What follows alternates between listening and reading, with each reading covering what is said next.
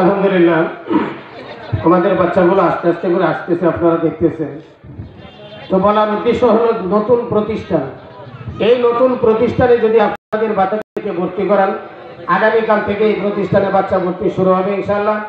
আপনাদের বাচ্চাদেরকে ভর্তি করাবেন, আগামী 1 বছর পরে ইনশাআল্লাহ আপনাদের বাচ্চা এরকম যোগ্য হবে। অন্যের বাচ্চার দিকে আপনাকে তাকাইতে হবে না। জি, সালাম দেন, শুরু করুন।